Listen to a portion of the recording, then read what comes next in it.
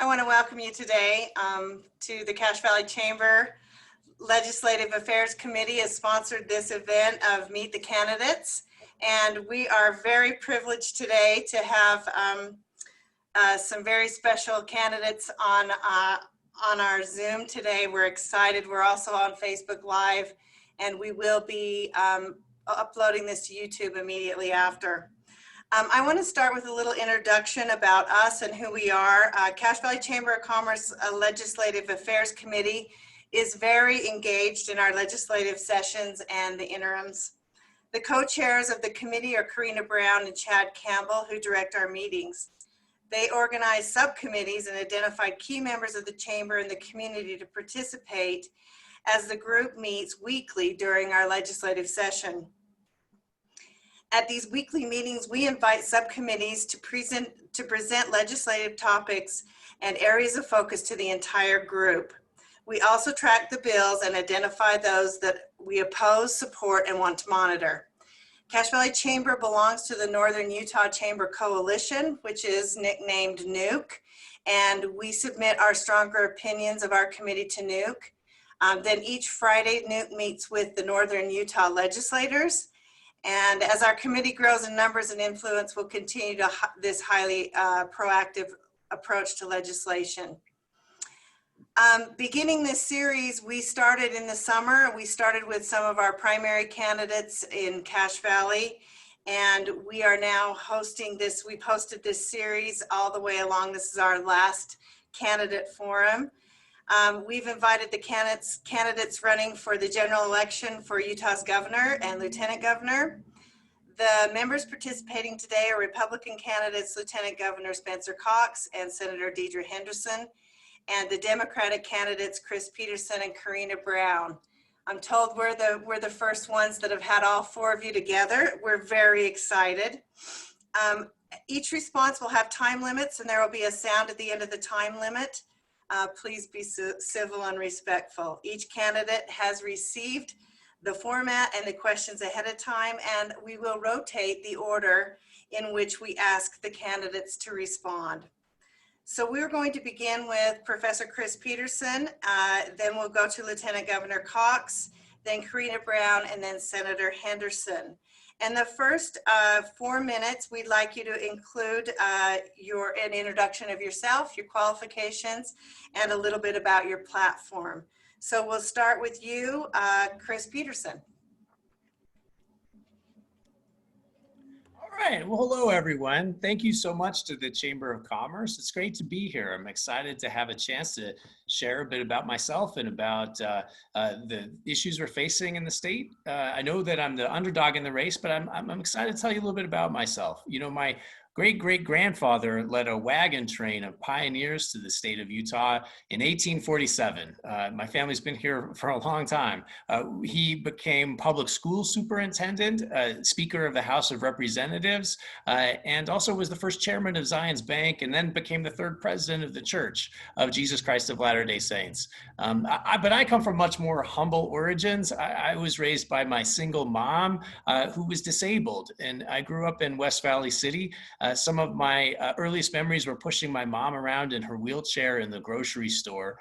And we had very, very limited income when I was a kid. I got my first job when I was about 10 or 11 years old, and I used to pick up trash at a strip mall along the 3500 South, which for those of you that know the Salt Lake Valley, it's very busy, urban street. And I worked my way all the way through high school and college at the University of Utah. I was a janitor in college and swept the halls and worked at the library, and eventually won a scholarship to go to law school.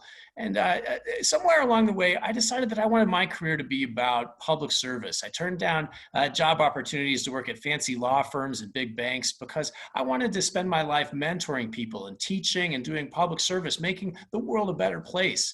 And I've spent my career fighting for ordinary working families. I went back to Washington as a consumer rights attorney and tried to lobby Congress to have reasonable reasonable protections for our families to make sure that they are not mistreated by debt collectors. And then eventually became a law professor, wrote a book, and managed to make a reputation for myself, and was really excited when the University of Utah invited me to come home and teach at my alma mater. When my wife made sure that I accepted that job, and we've been back. I did in 2008, after the financial crisis, I was invited to work for the federal government to help set up a new consumer protection agency. And I worked in the law enforcement of that office, designing cases to try to make sure that we had accountability when businesses didn't treat their customers fairly or misrepresented the things to their customers. And I'm proud that my agency managed to return about $12 billion in refunds and restitution to consumers all across America who were taken advantage of. And I also worked for the United States Department of Defense, the Pentagon, and crafted rules to try to protect our military service members from predatory payday loans. And I'm excited and proud that I received an award from the Secretary of Defense for my efforts, representing the White House representing the Pentagon in negotiations with the White House. But I'm back in Utah with my wife and my 3 kids. We've been married for about 20 years, and I'm running for governor because I want to try to make a difference for ordinary Utahns across the state. Some of the things that you can count on me to focus on, first and foremost, I want to get this coronavirus outbreak under control. It's hurting too many businesses and it's hurting too many Utahns, and I'm hoping that we're going to talk about that later on in the debate or in the conversation today. I also want to make sure that I do everything I can to restore balance to our government. One of the challenges of a one-party system is that a one-party system doesn't allow for the kind of open negotiations, and it can too often drift into not listening to the public. In the last election, we had 3 ballot measures that the public passed on Medicaid expansion, medical marijuana with the supervision of a physician, and also fair legislative redistricting, only to see the state legislature water down and gut significant provisions in those laws. That's not okay. I'll listen to the public and implement their vision. And then also, I want to make sure that we're focusing on the pocketbook issues that make a difference in the ordinary lives of people across the state, including things like making sure they've got great schools to go for their kids to go to. We're last in the nation in per pupil funding, and I've got to dedicate more resources to making sure that our kids have the opportunities that they need to succeed. We've also got to do a better job making sure that we increase and expand access to affordable health care. I'm very concerned that our state— That's your time. Oh, on time? All right, thank you so much. I'll give it a stop there. Looking forward to the rest of the conversation, and I'm asking for your vote.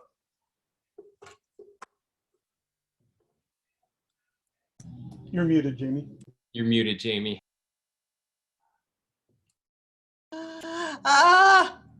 Biggest faux pas. Unmute yourself. Thank you, Chris. I appreciate that. And Jason, we need to hear the bell a little louder. Next, Lieutenant Governor Cox.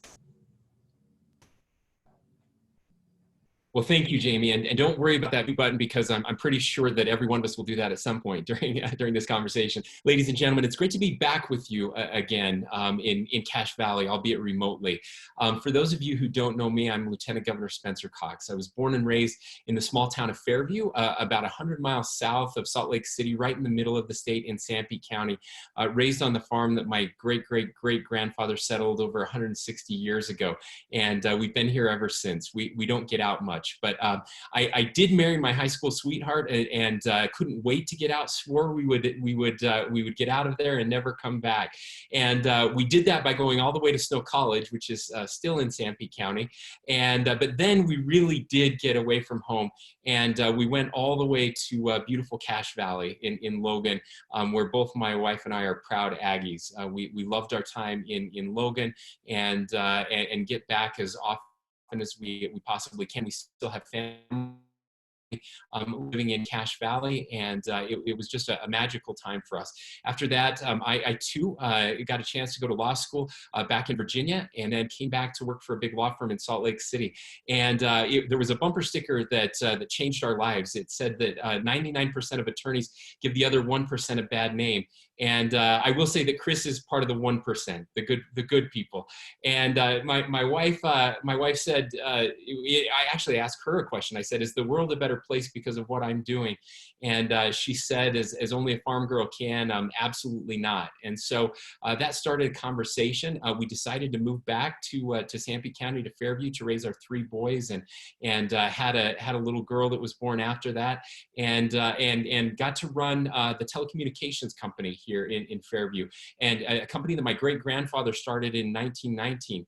And my job was to figure out what to do when people no longer had telephones on their wall. And so I decided that this internet thing might be for real back in 2003.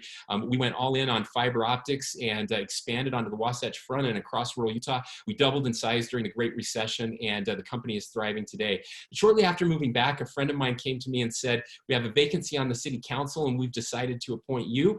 And I was flattered and asked him why, and he said, because we can't get anyone else to do it, and we have a big legal problem and we can't afford an attorney, and we're hoping you would do free legal work for us. So that's how I got involved in public service. I got a chance to serve as a mayor after that, and then as a county commissioner. And then I got elected to the House of Representatives, where I served for a long and fruitful 9 months before, out of nowhere, Governor Herbert asked me to serve as his lieutenant governor. That was 7 years ago yesterday, and it's been an incredible 7 years. I've loved the opportunity I've had to serve. But about a year ago, the governor came and asked me if I'd be willing to run for governor, as he decided not to.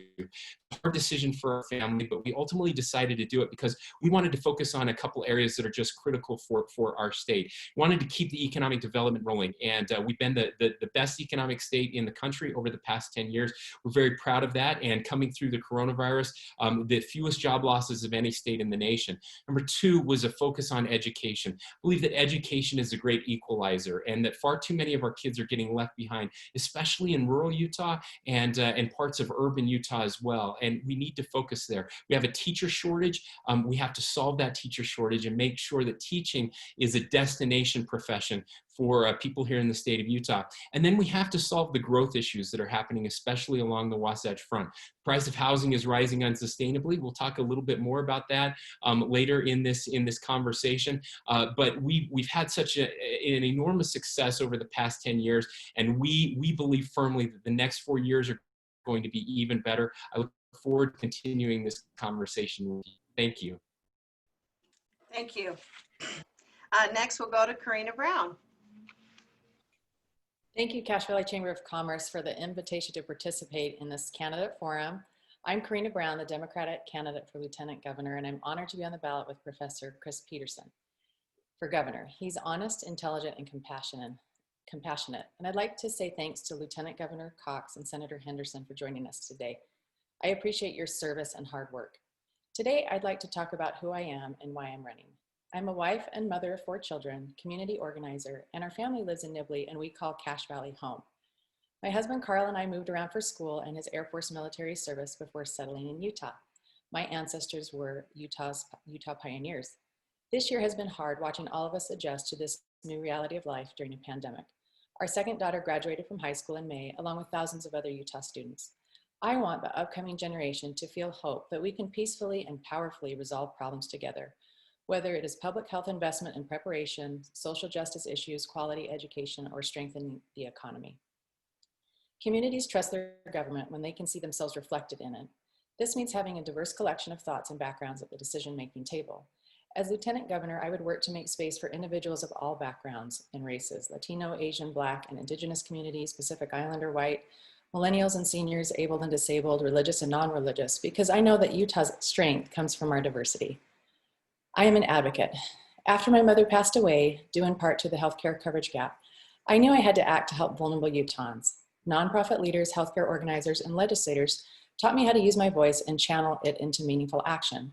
It was an honor to participate as one of 5 sponsors of Proposition 3 to expand Medicaid. Thanks to the work of many and the majority of Utah voters, this important ballot initiative passed. This experience taught me the power of civic engagement, unity, and voting to make a difference. I'm no stranger to public service. Currently, I serve as the president of the Friends of the Cache County Children's Justice Center Board because I care about helping child abuse victims. I sit on the Cache Valley Chamber of Commerce Board of Directors as co-chair of this Legislative Affairs Committee because business development and meaningful legislation is vital. I serve as a planning commissioner for the city of Nibley because I want to see diverse housing options in my city, and I'm also a governing board member for Logan Regional Hospital because quality healthcare and the hospital-community relationship is important. Working for the public good is something I love, and I'm ready to bring it to the office of Lieutenant Governor. So why am I running? The Lieutenant Governor maintains oversight over elections, campaign finances, lobbyists, document authentication, and annexations in addition to other duties. Our fundamental right to vote is one of the most important rights we can exercise. From the highest positions in government to the most important state and local officials, voting helps to shape our communities and the processes around us. If elected, my priorities as Lieutenant Governor would include exploring expanded ranked choice voting, promoting the success of Utah's vote-by-mail system, researching secure and cost-conscious online voting for elections, advocating for statewide election campaign finance reform, opening communication with county clerks, and protecting Utah's online voter registration database. Beyond electoral issues, I am passionate about ensuring we have quality education and housing, ending homelessness, having access to affordable childcare, environmental stewardship, quality healthcare, mental health, abuse prevention, fair taxes, rural business development, building bridges between the public and law enforcement, and payday lending reform. I would also work as an ambassador for Utah to the country and world. If elected Utah's second female Lieutenant Governor, I would fight to ensure Utahns make their voices heard through voting and civic engagement. Thank you. Thank you, Karina. Next, Senator Henderson.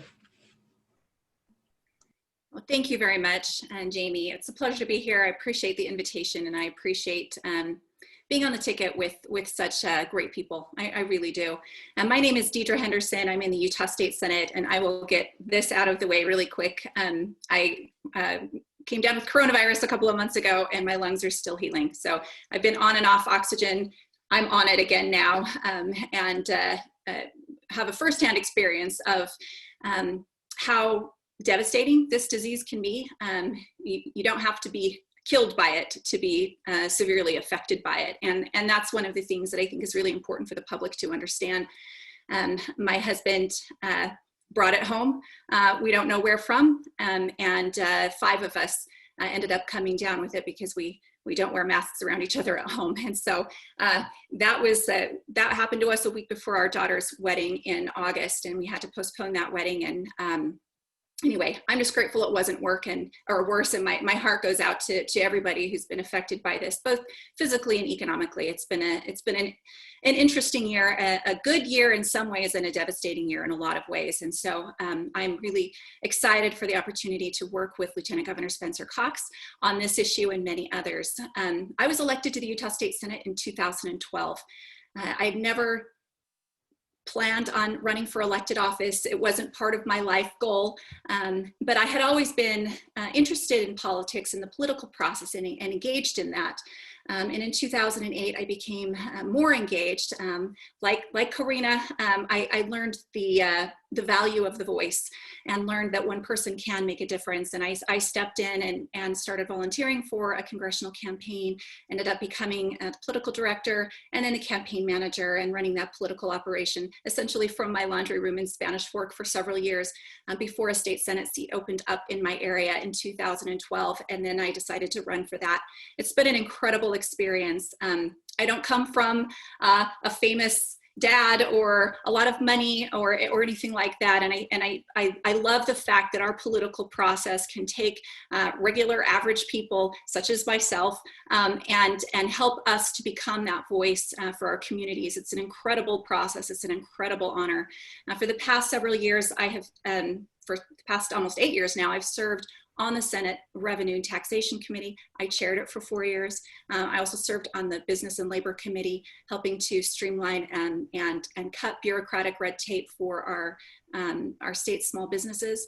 The past few years, I have served as the chair of the Senate Education Committee. It's a very important topic to me. I pride myself on my work with government transparency. Someone once told me that nobody cares about government transparency unless you're trying to take it away. But I have been an advocate for increasing and expanding that transparency because I believe it's very important to holding government accountable, holding elected officials accountable, and making sure that our taxpayer money is spent well and spent wisely, and that everybody knows where that money is going. I have also worked on making sure that our small businesses have better access to the economy. I worked on the food truck legislation for several years. And actually, we created a banner legislation that became a standard for many other states in the nation. And it's been an incredible honor to serve in the Utah State Senate. I have 5 kids, 4 daughters and 1 boy. My youngest is 17. She's a senior in high school. My husband, Gabe, and I have been married for 27 years. We look forward to continuing our service here in the state. Thank you. Thank you, Senator Henderson. We're going to start with a series of questions. Question number 1 is, what do you think we as a state ought to do to prepare for the next pandemic? And we'll start with Lieutenant Governor, then Chris Peterson, Senator Henderson, and then Karina Brown. Thank you, Jamie, and hopefully you can hear me. I think we got this right. So we're going to try to, of course, divide these questions up a little bit, and I want to talk about what we've learned over the past 6 months. So Utah is known across the country as the most prepared state. We routinely win awards for being incredibly prepared. We work on things like earthquake safety and wildfire safety, and we work on pandemic safety as well. We had held many tabletop exercises and others with the best experts in the country before the coronavirus hit. And there's one thing I learned about the experts, and that's that they were all wrong. They were all wrong by magnitudes. What they had told us was a worst case scenario ended up being about 100 times worse than what they had told us. And so every state was caught not prepared for what we've seen. There are a few things, and I know Senator Henderson is going to touch on this, but one of the things that we learned very early on, about a month into this, was this idea of a unified command, and that is bringing the response from local government agencies, state government agencies, and federal government agencies together every single day to coordinate the response and what is happening out there. We have about 250 people that are working every single day in responding to this virus. The other piece is that we desperately need a federal government that is more responsive to the states. What the federal government is doing on the vaccine side is really incredible and is to be lauded. But they completely dropped the ball on the testing side. And every time we have tried to get tests, unfortunately, Utah only represents about 1% of the population of the country. And every time we get access to new testing equipment and testing innovation, the federal government has taken that away from us and deployed it elsewhere. And so that's been a true struggle for us. But we have some incredible ideas on what to do to prepare for the next pandemic. And I'm going to let Senator Henderson talk about those because my 2 minutes is up.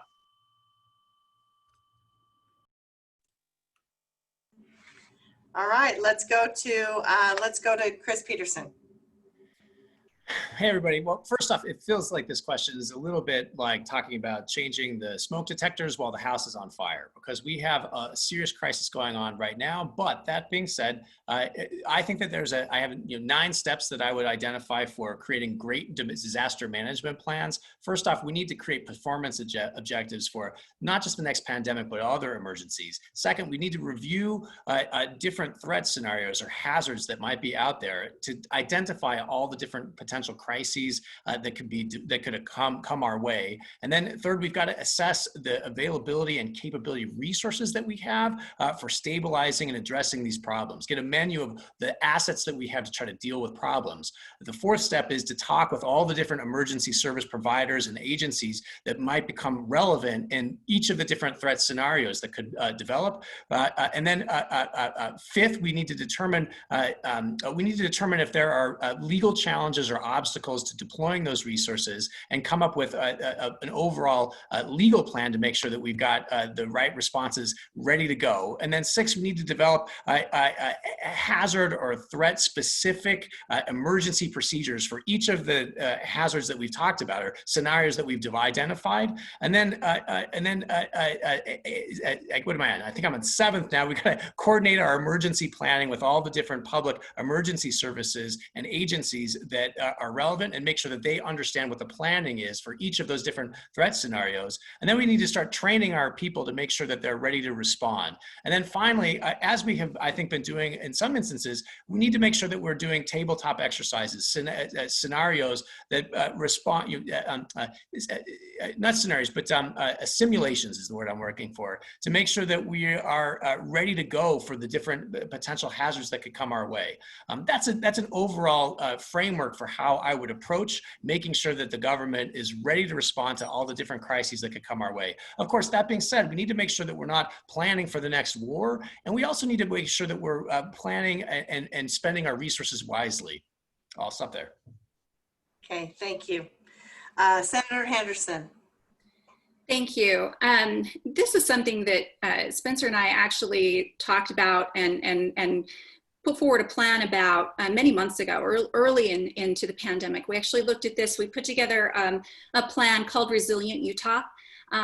It's really important that we plan for the future, but we can't possibly, we can't, read minds. We can't divine what's going to happen in the future, but we can do our best to learn from the things that we've experienced and things that have been experienced in the past and plan for those in the future.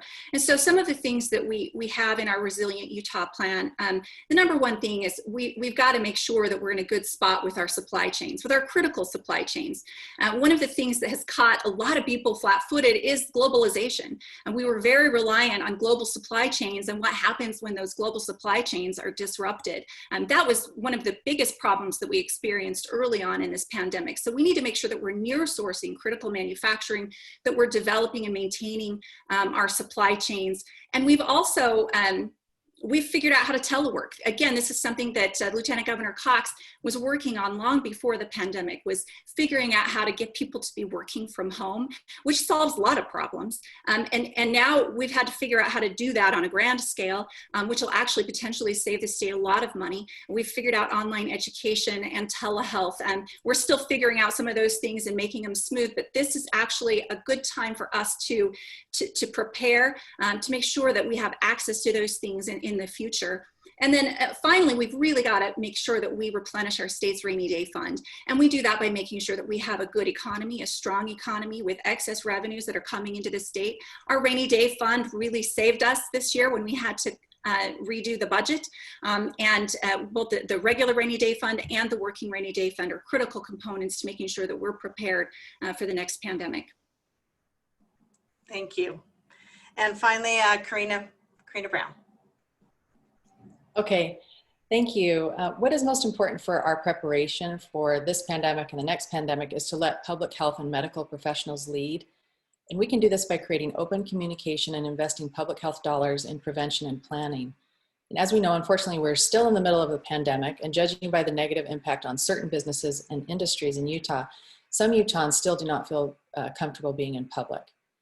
There should be a statewide plan with contacts in each county if there isn't already. We have a plan for earthquakes that I've heard about, has been publicized well in Utah, and we should treat public health emergencies the same way. And I think having automatic triggers in place can be helpful so we don't see ourselves in a situation played out on the national level of a stalemate on relief for Americans. Potential emergency responses such as mask mandates should be considered as temporary measures to curb the spread of the virus. It is important to have trusted community partners in place that can help mitigate fears and promote real facts, and pair this with trusted local officials stationed to help stop the spread of misinformation online. We should store emergency PPE equipment so we are self-sufficient as a state. I've been impressed with the coronavirus.utah.gov as a useful source of public health and business information, so continue with a similar resource. The pandemic has exposed inequities in healthcare in different communities and information distribution to minority communities. So form partnerships and build relationships with those communities for continual public health improvements. That way, when emergencies arise, the strong relationships have already been formed.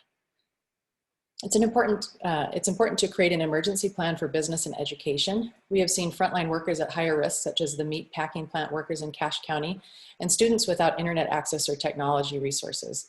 Broadband internet access would help with business, education, and healthcare needs during a pandemic and all the time. Improve testing resources, quality, and turnaround time, and promote healthcare access for all Utahns, and budget for a Medicaid enrollment marketing plan. In addition, prepare for the potential repeal of the Affordable Care Act because Utah is in a lawsuit with other states to repeal it. The case will go to the Supreme Court in November, so preparing for potentially thousands of vulnerable Utahns without healthcare coverage is crucial. Thank you. Okay, our next question is, since some sectors of Utah's economy has been decimated, like tourism and others, how do you propose we go about helping these businesses and organizations? We'll start with Karina Brown, then Senator Henderson, Chris Peterson, and then finishing with Lieutenant Governor Cox. Okay, thank you. To help the Utah tourism industry and other businesses and organizations, we need communication, creativity, and collaboration. It is interesting because some businesses are thriving, such as the real estate, home sales, car sales, and home improvement stores. Some businesses are not doing well, such as restaurants. I recently read 453 Utah restaurants have gone out of business recently. Personal care businesses like estheticians, masseuses, and nail salons have struggled. I visited the VW dealership in town, and they can't keep the cars in stock. And it was recently reported that there were less than 100 homes on the market in Cache Valley, when normally at this time there's over 600. Small businesses need attention, information, and resources. Big businesses have an army of accountants, lawyers, and employees to help navigate the system. And Utah small businesses need extra resources and support to help them succeed, especially during a pandemic. First, we need communication. Messaging should be clear about how to safely eat out, go to the movies, and other activities so the public is less afraid and will venture out in public. It's already going on. The Chamber of Commerce information is important to share with businesses as well as the website coronavirus.utah.gov to get up-to-date information for both public health and business. Next, we need creativity. Creative problem solving can be fostered on Zoom forums so businesses can get feedback on challenges they face or how to adapt their businesses to meet the needs of customers. There should be a strong public health focus at the state and local county health department level to get the virus under control so tourists feel comfortable visiting. It was recently reported that Utah was one of the top virus hotspots in the country. Finally, we need collaboration. One example is marketing tourism in a fun way. Julie Hollis-Terrell of Logan did a radio ad for the America West Heritage Center to advertise the drive-through baby animal days. A sense of humor helps lighten the mood. An increase in tourism will help other industries such as restaurants, hotels, and other businesses. I was proud of Cache County to read about a restaurant collaborative food truck delivery several months ago. And it's also important to continue to work with the Governor's Office of Economic Development for a statewide coordinated economic and public health response. Thank you. Perfect, thank you, Karina. Next, Senator Henderson. Thank you. Look, we could definitely be doing better with our economy and with some of these efforts, but I do want to point out that that Utah's economy is among the best in the nation still. Our unemployment rate is among the best in the nation still. I was just recently in Washington, D.C., and it was really interesting for me to compare the ghost town of Washington, D.C. with some of the activity that is happening here in the state of Utah. I think, unfortunately, the thing that will help our economy the most right now, help businesses the most right now, is something that has become far too politicized and divisive, and that is just wearing a stinking mask in public. I mean, if we want to make sure that we can have our ball games and, you know, go to the theater and do all of the things that we want to do, that's just a critical component to making sure that we're protecting the public health and protecting the economy until we have a vaccine and other adequate treatments that are available to everyday Americans. So that, to me, is the number one thing. It's so simple, and it's something that should not be controversial in any way, shape, or form, and it unfortunately has been. But I do want to give a shout out to our business community. Our businesses have been really helpful, actually, in helping us with this and partnering with the state to make sure that they're asking their consumers and their customers to wear masks when they come into their businesses. So to me, that's, you know, that's probably the best thing right now that we could do. I mean, we can give cash payments, and all of those things have been helpful. And my husband is a physical therapist. He has, his business has been severely impacted by this and by not having adequate access to, people not having adequate access to elective procedures, for example. And so it's something that, you know, if we want to stop this, we need to just do better at wearing masks.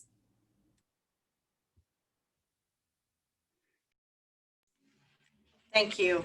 Next, we'll hear from Chris Peterson.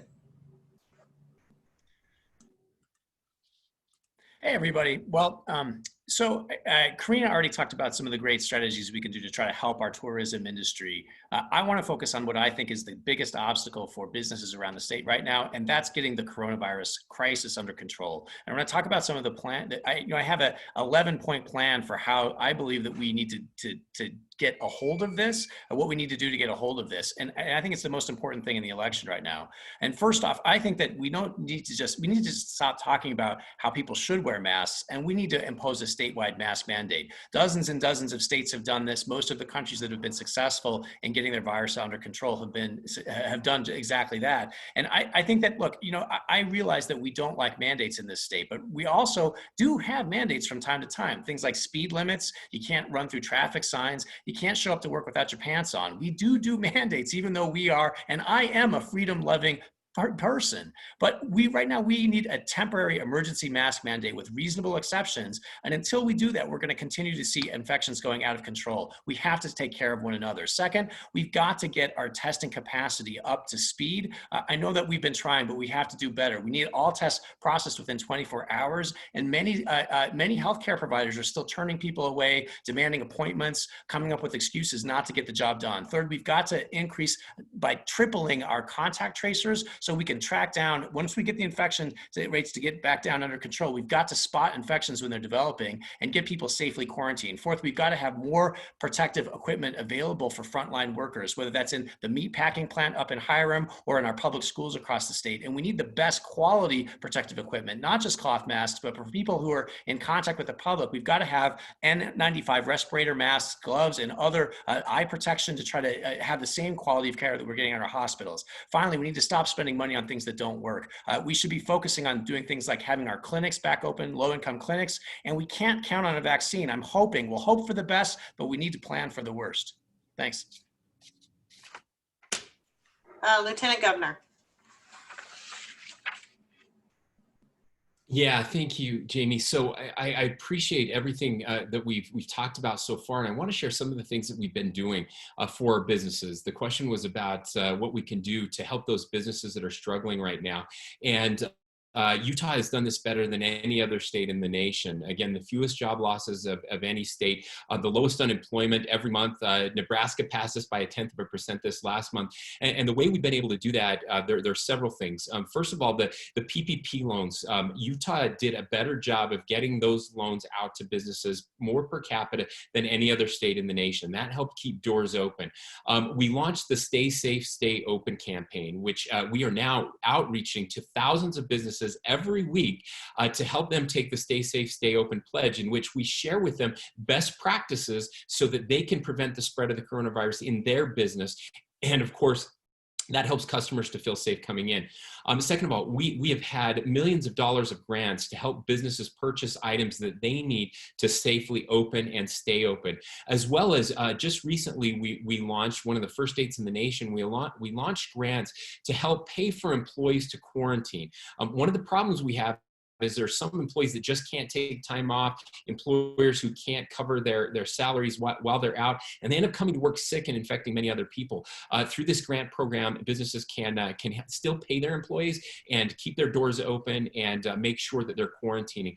The other thing that we need to do, and we're measuring this, we've been working with higher education and our UTech institutions to reskill and re-educate our employees for jobs that are open and that are needed to help people find better jobs and to move forward. And finally, just last week, we launched a new website for hot jobs, people who have lost their jobs. There are thousands of jobs available right now in the state of Utah. And I want to say some of these jobs are coming back too. Kane County just had their best tourism month ever in the history of Kane County this last month. And we're excited to see those jobs coming back. Thank you. Question number 3 is as follows.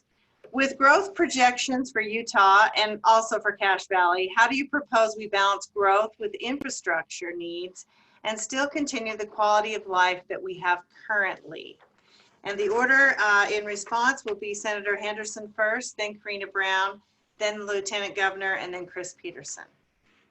Senator Henderson. Thank you very much. So this is really a good question, and it's a question that we get a lot. It's on a lot of people's minds. Utah is one of the highest growing states in the nation, and Cache Valley, as much as Utah is growing as a state, Cache Valley is exceeding our growth rate. And so this is something that is critical throughout our state, but especially particularly in Cache Valley. One of the things that we've been doing, I think, wrong in the state that Lieutenant Governor Cox and I are intent on fixing and working on is the way we do economic incentives.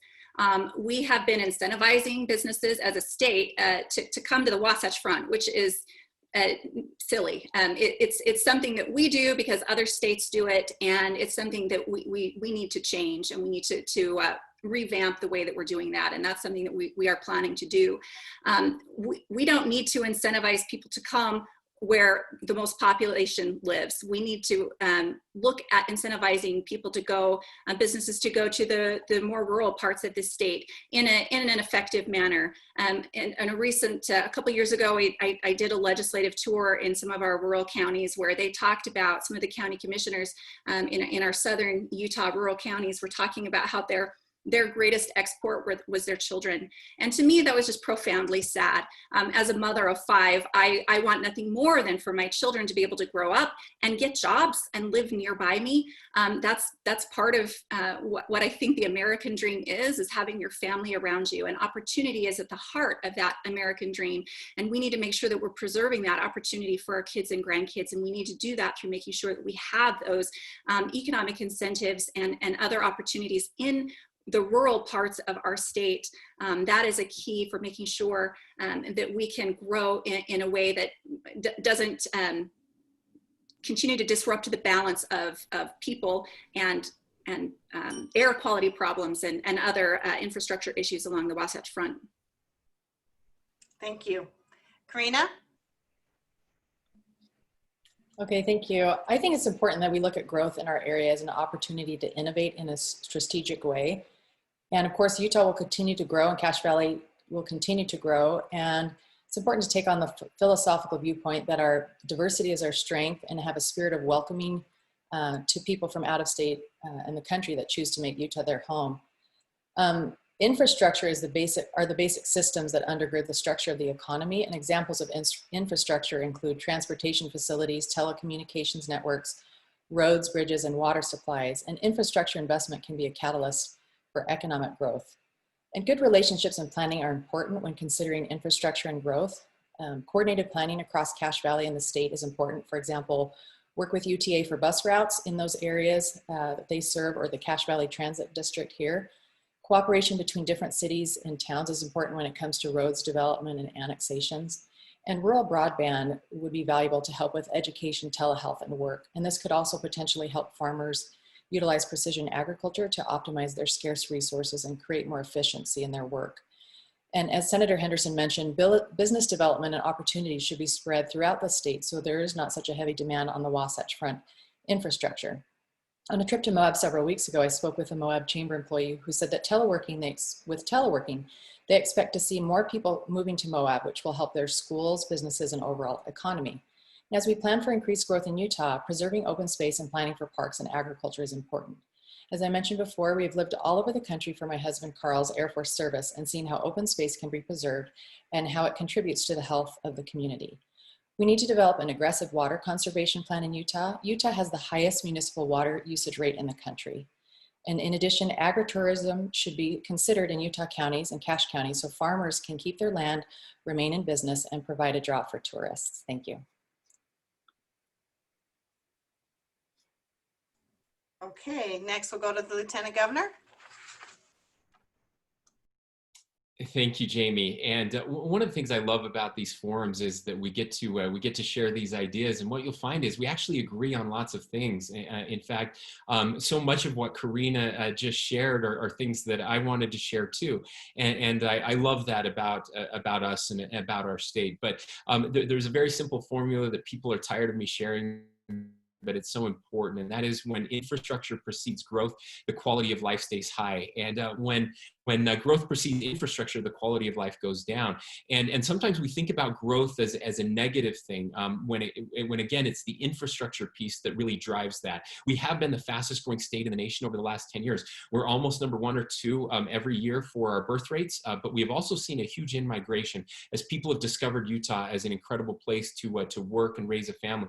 Part of that growth is because our economy has been so dominant that people are coming here because there are jobs available. But I think we all care most about is a place where we can, as Senator Henderson said, where we can raise, that our own kids can stay and find good jobs. And so that infrastructure development is absolutely critical, but also the regional planning perspective of this. Every city, the best decisions are made at the local level, but when local officials are collaborating and working together, that's where we get the best outcomes. I would encourage people to go look at Wasatch Choice 2050, just put online. This has been a comprehensive planning effort that has happened along the Wasatch Front, showing what the Wasatch Front could look like in 2050 as communities work together to show where the growth is going to be and where we don't want the growth to be, where we want to preserve open space. We can have growth around transit hubs. I'm very excited about the Point in the Mountain, moving the prison there. I've been chairing the Point in the Mountain Authority Board. That development is going to show that we can have density, we can work and play and live in the same area, and it has the potential to be one of the first carless developments in the country, which is really exciting to show that growth doesn't have to be a negative. Thank you. Chris Peterson. You know, I actually agree with the Lieutenant Governor on this. There are a lot of things that both sides of the aisle on infrastructure agree about. And I'm really glad to hear about that because I share the commitment to rural broadband. I share the commitment to trying to find transit hubs and also, especially along the more densely packed portions of the Wasatch Front, diverting some of our infrastructure development dollars more towards transit to try to decrease the air pollution that we're facing in the Cache Valley, as well as down in Salt Lake and Davis County and Utah County. A couple things that I'll mention too that we haven't talked about though. I am very concerned about the long-term prospects for climate change. You know, reasonable minds disagree about whether or not climate change is happening and whether or not it's caused by humans, but reasonable scientists do not. All of the virtual unanimity of scientists that are studying this agree that it's one of the greatest challenges that we're facing. Spencer talked, or the Lieutenant Governor Cox talked about the projections for growth out to 2050. In 30 years, we may be facing radical changes to the amount of available water that we have in this state and significant changes to our overall climate. And we've got to make sure that our business planning and life, quality of life plans are accounting for that. Did you know that now Next Era Energy just exceeded, which is Next Era Energy is a solar power, wind power plant company. They're now more valuable than Exxon is, which is part of one thing I'd like to add is we need to be focusing on clean energy jobs in this state because they can be out in more rural areas. They increase our quality of life, they decrease air pollution, and they're really profitable. We need to be focusing on solar power, wind power, and we have the third largest untapped geothermal energy reserves in America right here in the state of Utah, and we haven't done nearly enough on that. But that being said, I agree with a lot of the things that have been mentioned already. Thank you.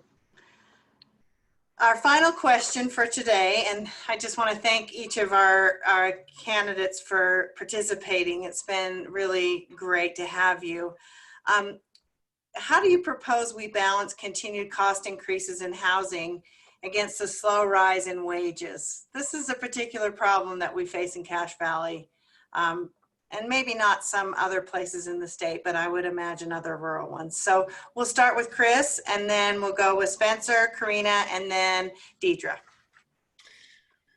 Great. So first off, we need to have living wage jobs in our state, and we need to make sure that the Governor's Office of Economic Development is doing everything it can for the incentives that it's giving out to make sure that we're giving people the kind of wealth that they need, not just have a job. I mean, we have a low unemployment rate. We're doing that right, but what we don't have enough of are careers where people can really build a family around them. And we need to make sure that we're getting that blend of investment right. And then second, I think that for affordable housing, I think that we need to be doing everything we can to make sure we're incentivizing investment in affordable housing stock, especially in areas that are more densely packed and more urban, and that surround transit hubs as they start to evolve with our transit plans. Because we've got to have the housing there in order for people to have a chance to buy it. So we need to increase the supply, and we also need to increase the availability of, or the ability of people to pay for those, for that housing. And that third thing I'll mention is, I think that we have to get the incentives right in terms of our support for organized labor. I believe in business. I'm pro-business, but we also need to have a place in this state for people to engage in collective bargaining to make sure that they're getting fair wages and workplace safety. And I lean a bit more along the lines of organized labor than I think some do. That being said, that's not, unions don't always have it right. It's just that the pendulum needs to be a little bit more back in their direction, I think, in the future. And then fourth, I'll mention that I think that we need to raise our minimum wage in this state. Our minimum wage is still $7.25 an hour, which creates downward pressure on wages. Other states and cities that have increased their minimum wage are doing well because more people who are at the bottom of the income ladder have more money in their pocket to circulate right there in the local community. Minimum wage laws have actually been effective in promoting economic development across the board and also making housing a little bit more affordable. So I'll be looking also to try to increase or improve our homelessness management plan with a homelessness coordinator that coordinates homelessness resources all across the state. Thank you. Spencer? Yeah, so inherent in this question, Jamie, I think there are two parts to it. One, of course, we want to increase people's ability to afford homes.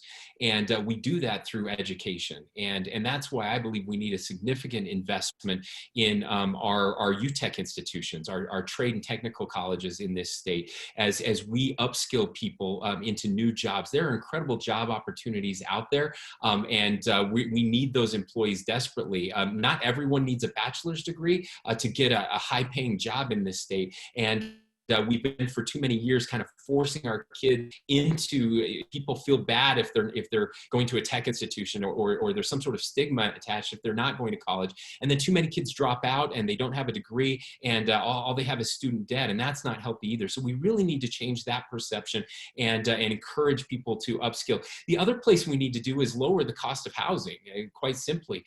We've been having some incredible conversations and meetings with the private sector about doing just that.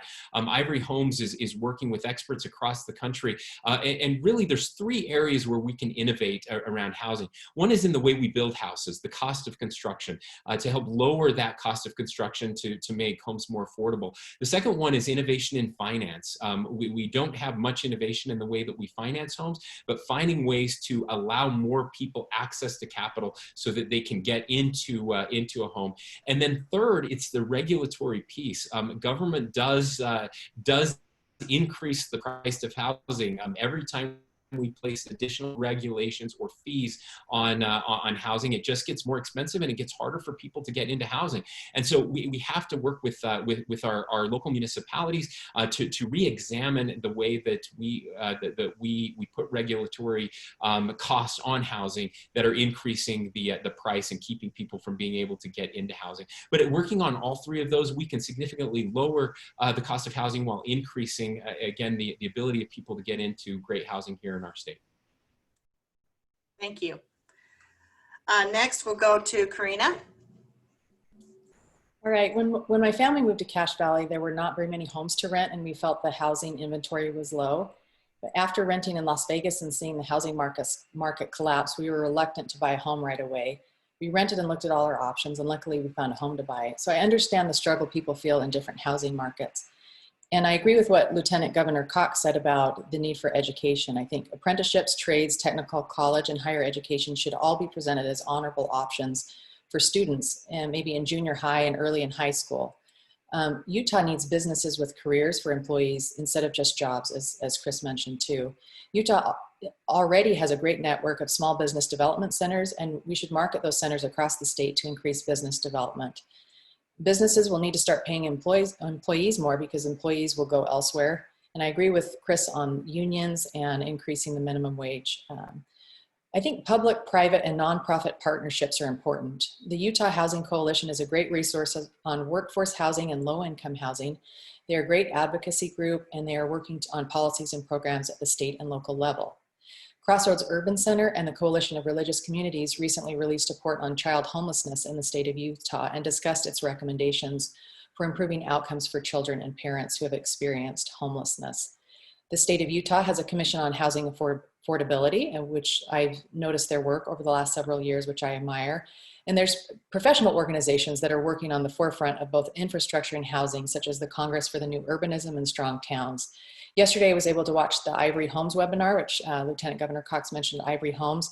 I'm impressed with their work. They have a Hack a House 24-hour style competition every year with students to tackle the affordable housing crisis. So students are encouraged to engage with leading voices in an exploration of housing affordability. So they innovate to help find solutions for vulnerable populations. And Ivory Homes also has an innovation prize. So I'm impressed with their work. So you can see the public, private, and nonprofit partnerships are very important. And Utah demographics are changing. I serve as a Nibley Planning Commissioner. We recently worked on an accessory dwelling unit ordinance, so I'm proud of that work. So there's creative things that we can do for housing solutions. Thank you. Thank you. And finally, we'll end up with you, Deidre.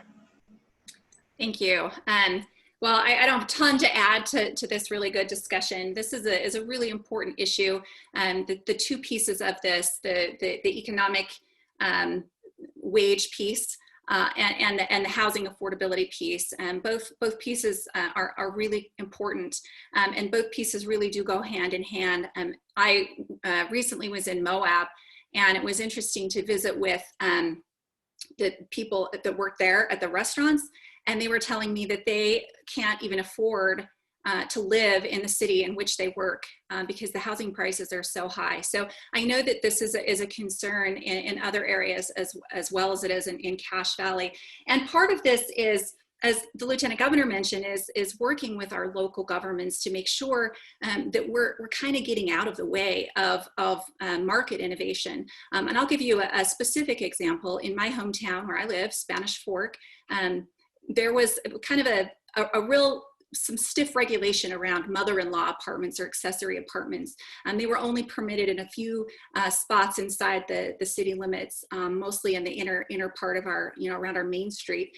And a year ago, there was a big debate over this. We could see that we were running into a housing crisis. We're a growing city, and we're running into an affordability issue. And so our city council, with lots of public meetings and inputs, they decided to expand out the access to building mother-in-law or accessory apartments onto people's homes, which we'd have to do a lot of that in order to really solve the housing crisis. But that's just one piece of it. As local governments get innovative and look and revisit their regulations, I think that we really can make some of these changes. Again, another part of this is just changing our expectations. The younger generation that's coming up, they don't necessarily want a quarter-acre lot and a single-family home. So we do need to think about that changing style and the changing demographic as we're moving forward. Thank you. Thank you so much. Boy, that hour just flew by in just a jiffy, it seems like. I just want to reiterate a thank you to our candidates for coming and spending this hour with us today. We really appreciate that. Again, this was broadcast on Facebook Live. It'll be uploaded to YouTube, and then you can also get it at our podcast, Cache Valley Insider, which we are pleased to be able to give you this. And we know that a lot of people will listen to this afterwards if they didn't join us today. So thank you very much, and good luck to each of you. Have a great weekend. Thank you, everyone. Thanks so much. Thank you.